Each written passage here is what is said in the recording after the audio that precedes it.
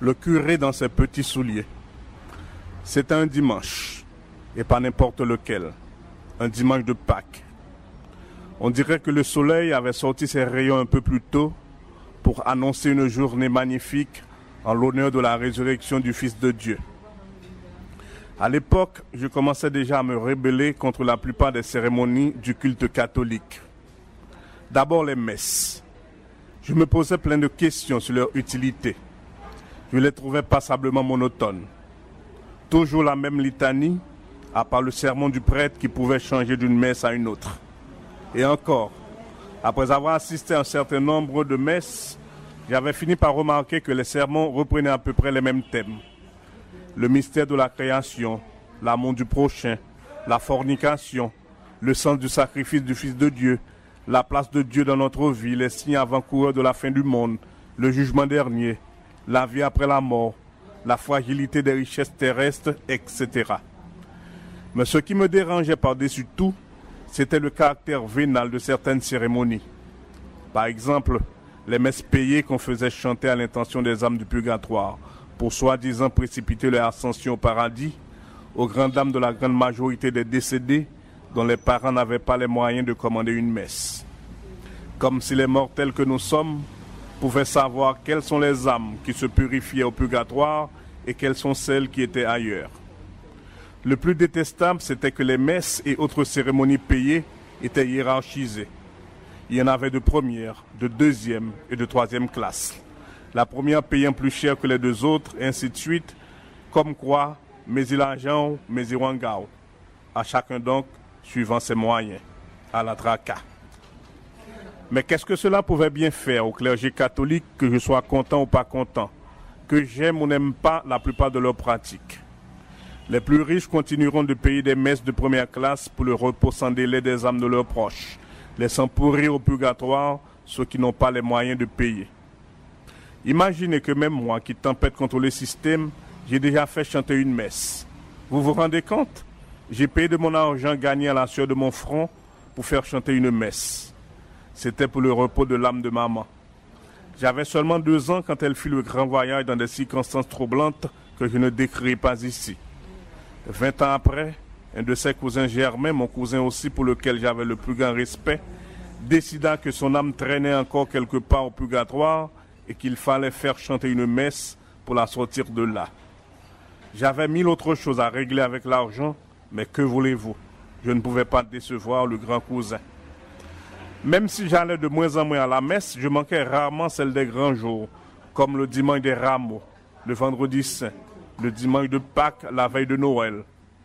Je leur trouvais une certaine solennité qui me charmait encore. J'y étais donc à la messe, ce dimanche de Pâques. La messe était célébrée par le jeune curé Nicolas Ansois, qui dirigeait la paroisse de Congo depuis 6 ans.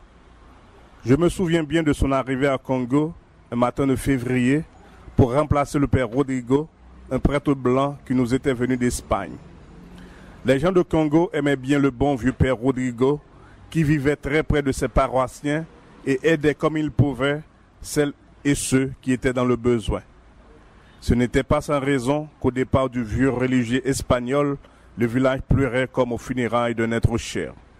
Mais le père en soi, la trentaine à peine, homme naturellement bon, servi par un physique avantageux, allait très vite remplacer le père Rodrigo dans le cœur des Congolais. Seulement, il se chuchotait bien vite dans tout Congo que le nouveau curé courait après les jupons, qu'il était un homme à femme. L'église du village, parée de 1000 fleurs en ce dimanche pascal, était remplie comme un œuf. La masse de fidèles s'étirait jusque sur le parvis, aux grandes dames des mendiants, eux-mêmes repoussés jusque sous la chaussée. L'église était ouverte de bon matin. Arrivé assez tôt, j'ai pu trouver une place dans la première rangée des bancs, tout juste derrière les fauteuils des notables du village. Le maire, le lieutenant commandant du district, le commandant du corps des volontaires de la sécurité nationale, le juge de paix, le notaire, l'officier de l'état civil, les directeurs d'école, le boulanger, l'épicier et autres brasseurs d'affaires et détenteurs de capitaux. Tout s'était bien passé jusqu'au moment de la distribution de l'Eucharistie. depuis le rite pénitentiel jusqu'à la consécration du pain et du vin, en passant par les 2 lectures bibliques. L'évangile portant sur le sens du sacrifice de la croix, les offrandes particulièrement grasses en ce jour de fête. Pour la distribution du Saint-Sacrement, le Père en soi avait sorti le ciboire des grandes occasions, un énorme ciboire doré qui devait valoir une petite fortune. Debout au pied de l'autel, en compagnie d'un enfant de chœur qui portait le plateau de communion, le prêtre tenait le ciboire d'une main ferme. Il y plongeait l'autre main pour en sortir des petits ronds d'hostie qu'il déposa dans la bouche de chacun des fidèles qui s'étaient invités au repas sacré. Le corps du Christ. Amen. Le corps du Christ. Amen. Le Père en soi devait avoir déposé une bonne centaine de corps du Christ dans autant de bouches quand Moléon le sacristain quitta sa sacristie, monta discrètement sur l'autel pour souffler quelques mots à l'oreille du 2e enfant de chœur et repartir aussitôt sur la pointe des pieds comme il était venu. Comme dans toutes les églises catholiques, la sacristie était attenante à l'autel avec une porte ouvrant sur la rue. L'enfant de chœur abandonna aussitôt son siège pour descendre jusqu'au pied de l'autel où il rejoignit le prêtre complètement absorbé dans sa distribution eucharistique. Le sacristain l'avait certainement chargé de transmettre un message urgent aux religieux. Le Père en soi avait entre le pouce et l'index un rond d'hostie qu'il s'apprêtait à glisser dans la bouche d'un petit vieux bedonnant quand l'enfant de chœur le rejoignit au pied de l'autel. Le prêtre laissa machinalement retomber l'hostie dans le ciboire et pencha légèrement la tête pour prêter l'oreille à son enfant de chœur sous le regard contrarié du petit vieux, pas content de devoir attendre. L'enfant de chœur chuchota quelque chose au Père en soi qui fronça les sourcils, ouvrit de grands yeux étonnés, sembla poser une question à laquelle le jeune serviteur de l'église sembla souffler une réponse avant de regagner sa place sur l'autel. L'enfant de chœur, une fois retourné sur l'autel, le Père en soi reprit son travail de distribution du corps du Christ. Mais il n'était plus dans son assiette. Il dut se reprendre à 3 fois avant d'arriver à faire atterrir un rond d'hostie dans la bouche du petit vieux qu'il avait fait attendre. Il se mit à suer à grosses gouttes tandis que ses mains tremblaient. Beaucoup de fidèles dans l'église, particulièrement les notables, bien enfoncés dans leurs fauteuils de luxe au premier rang, semblaient avoir déjà noté que quelque chose ne tournait pas rond. Ils se regardaient et se chuchotaient, on ne savait quoi. Ce n'était pas tous les jours en effet qu'on voyait un enfant de chœur prendre la liberté d'interrompre un prêtre en pleine célébration d'une messe. C'était donc un petit événement. Soudain, on entendit des bruits venir de la sacristie. On aurait dit des voix de femmes. Cela se précisait. Une prise de gueule, de gros mots. Charogne, charognard, salope, bousin, malandrin. Maman Bousin, regarde bien si je te ressemble. Je ne suis ressemblé à une salope comme toi, espèce de charogne. Garde figure bien t'y souffrir. Regarde bien ton visage, souffre de douleur. Pas devant, vieux bagaille, vieux monde. Pas comparé à toi, salope. La chorale et l'église entière entonnaient l'un des chants eucharistiques les plus populaires quand les voix commencèrent à arriver dans l'église. Venez joindre Jésus, venez joindre Jésus, là-bas force dans combat la vie, venez joindre Jésus. Venez joindre Jésus, là-bas force pour gagner la victoire. Les centaines de voix qui chantaient pour accompagner la distribution du corps du Christ s'étaient tues progressivement pour faire place à celles venant de la sacristie dont les échos remplissaient maintenant toute l'église. Les regards de presque tous les fidèles étaient dirigés sur le Père en soi, comme pour lui demander des explications sur ce qui était en train d'arriver dans la maison de Dieu. Les mains du Père en soi tremblaient de plus en plus. Aussi bien la main gauche qui tenait le ciboire que la droite qui distribuait le corps du Christ.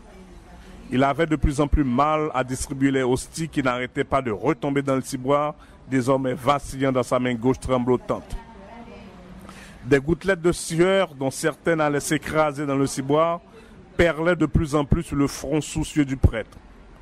La plupart des fidèles se regardèrent perplexes. Nombre de ceux qui attendaient de recevoir la communion choisirent de regagner leur place. D'autres, particulièrement des parents qui accompagnaient leurs enfants, quittèrent précipitamment l'église en traînant leurs gosses, alors que des curieux en petite tenue commencèrent à y affluer. Les voix se firent de plus en plus fortes, de plus en plus claires, et le malaise de plus en plus intense, de plus en plus épais. Décidément, il se passait quelque chose de grave. Mais rien n'était encore tout à fait clair. Pour moi, du moins. Je me demandais si les fidèles qui ont quitté précipitamment l'enceinte de l'église et les curieux qui y ont fait irruption avaient une compréhension claire de ce qui était en train de se passer. Une chose était sûre, 2 femmes de petite vertu étaient en train d'avoir une prise de gueule musclée du côté de la sacristie. Mais comment ces femmes en étaient-elles arrivées à venir régler leur compte, vider leurs différends dans l'enceinte sacrée de la sacristie au moment même de la célébration de la messe de Pâques? À un moment, on entendit des bruits d'objets qui se brisaient, des bruits de verre, de ferraille, de chaises, de tables. Les injures continuaient à pleuvoir, plus denses, plus violentes, plus offensantes. L'instant d'après, on vit une jeune fille, une brunette bien en chair qui ne pouvait avoir plus de 20 ans, les vêtements presque en lambeaux, débarquer sur l'autel au pas de course, venant du côté de la sacristie. Jésus, Marie, Joseph. Antoinise, la fille du cordonnier. Elle n'a pas vraiment froid aux yeux, celle-là. Arriva sur ses talons une deuxième fille, une grimelle d'âge mûr, disons la trentaine avancée, moulée dans un blue jean délavé. Vierge miracle Sodo. Cette femme n'était autre que Sonia, celle-là même que tous les visages disaient être la petite amie du Père en soi. Armée d'un pied de table, Sonia était donc à la poursuite d'Antoinise. Elle l'attrapa juste au moment où elle passait du côté du tabernacle. Elle la saisit au collet et entreprit de la secouer et de la rouer de coups de pied de table. Au moment précis où la première jeune femme avait fait irruption dans l'enceinte de son église, comme une mouche dans un verre de lait, le Père en soi avait, je ne sais pas quelle synchronisation fortuite, mis fin à la distribution eucharistique, laissant pantois les derniers fidèles qui insistaient pour recevoir le Saint-Sacrement. Le prêtre gravissait les dernières marches conduisant à l'autel exactement au moment où la grimelle saisit la brunette au collet. La surprise du prêtre fut telle qu'il manqua la dernière marche, vacilla et tomba en laissant échapper le ciboire qui atterrit sur le marbre de l'autel dans un bruit sonore, éparpillant ici et là ce qui restait d'hostie consacrée dans le vase sacré. Le Père en soi tentait en vain de se relever quand Sonia lâcha Antonise pour se précipiter sur lui, l'air menaçant, toujours armé de son pied de table. Mais les enfants de chœur, quelques notables et autres fidèles, accouraient au secours du prêtre, empêchant la grimelle de l'atteindre. Sonia fut prise comme d'un accès de rage et laissa échapper. « Papa caca, tu ne peux même pas prendre soin de moi et de mon fils, maintenant tu veux avoir une autre femme ?» Tout le village de Congo savait que Sonia avait été pendant longtemps convoitée par Moléon, qui lui aurait même proposé de l'épouser. Mais quand arriva le Père en soi qui lui fit des avances, entre le mariage de Moléon et le confort qu'elle espérait trouver sous la soutane du prêtre, Sonia fit le deuxième choix. Ceux qui connaissaient Moléon savaient qu'il n'était pas du genre à sombrer béatement dans la résignation. Il fallait tôt ou tard attendre une réaction de sa part. Aussi soupçonna-t-on la main du sacristain dans le triste scandale qui secoua l'église le dimanche de Pâques. Comment les 2 femmes auraient-elles pu se trouver en même temps dans la sacristie sans la complicité passive ou active du sacristain? Le village ne pardonnera jamais à Moléon d'avoir laissé ces 200 vergognes profaner le temple de Dieu. On se souviendra toujours qu'on n'a jamais connu cela du temps du Père Rodrigo.